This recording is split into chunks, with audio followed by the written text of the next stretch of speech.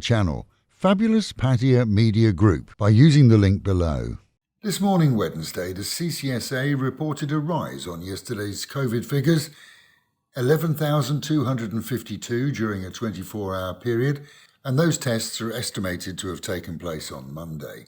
In the same period, 13,695 recoveries and 141 deaths attributed to the virus. Despite rumours and in some cases misreporting or cut and pasting, no decision has been made to repeal Thailand's national state of emergency, set to expire on September the 30th, replace the CCSA with a similar body, or replace it with the Communicable Disease Act, which is currently being amended. This according to a late report by the Thai Public Broadcasting Service operated by the government. Whilst we can expect announcements in the near future, predictions of change by month's end are simply, we're told, guesses. Security is being beefed up along the Burmese border as, in addition to illegal immigrants becoming a problem again, the illegal export of weapons from Thailand to those across the border has been reported. Thailand's defence spokesman stated that illegal arms dealings of military-grade weapons has become a serious issue, and recent arrests in other areas have seen interrogations result in details of underground exports to those opposing the military regime in Burma.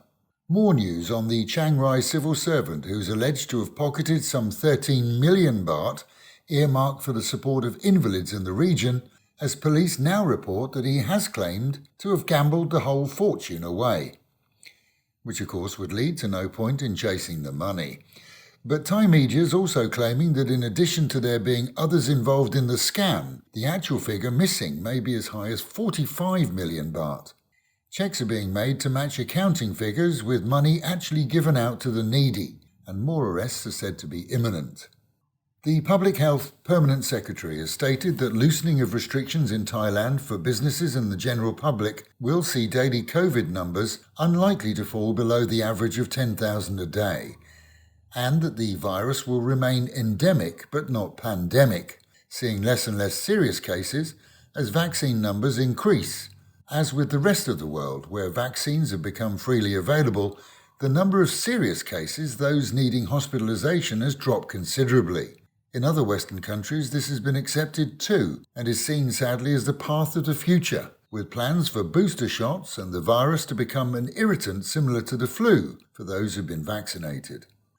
Non-Thais here on a 60-day COVID extension have seen their deadlines extended to November the 26th, allowing those who are still here without visas but unable to return to their home countries due to travel restrictions, now able to apply by then for further extension, which would see them allowed to stay here legally into the new year.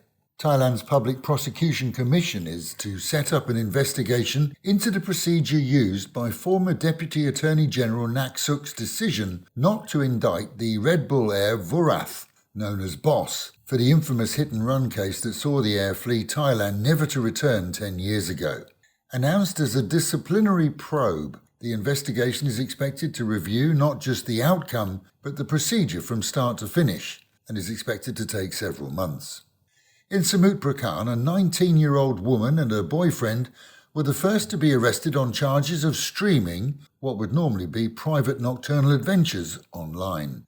This from a hotel room, and traced by police who now monitor the Onlyfans website.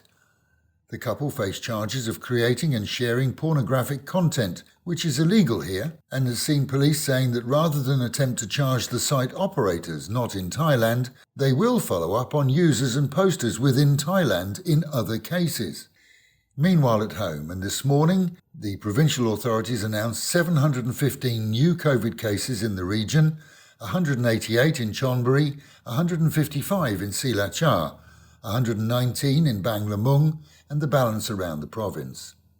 One of Pattaya's leading figures for decades, Deputy Mayor Chonburi is to retire due to ill health reasons, according to City Hall. With the announcement that he stopped working following diagnosis for an unreported illness, the city loses a very good man at the top of the City Hall team. Approachable and with a good sense of humour, a regular attendee at numerous public events, Chonburi has been a key figure here for decades, and only this year told us at Fabulous 103 that he continued to work despite being beyond retirement age because he enjoyed every day with his close team. Along with the former mayor, Kun Itapon, now a government minister and the brother of our current mayor, he has supported the arts and artists within the city during his whole term of office, and we wish him a speedy recovery. Pattaya's City Mayor Sontaya has nominated Kun Wutisak as a replacement. Tuesday saw a one-off vaccination programme offered at Central Mall by Bangkok Pattaya's hospital team. This for expats without appointments, using some 500 vaccines which were excess to appointments booked.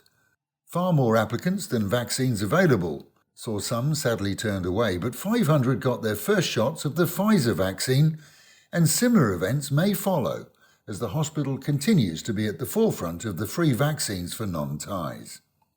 More heavy rain in the past 24 hours has left many areas of flooding, especially those where drainage relies on runoff into the water table, which in many areas now is above ground level. And with the Met Office promising highs today of just 30 degrees, dropping down to 26, and continued rain throughout the day. Local and national news today from Fabulous 103 FM and Fabulous Pattaya Media Group. And to get a notification every time we release another bulletin or programme,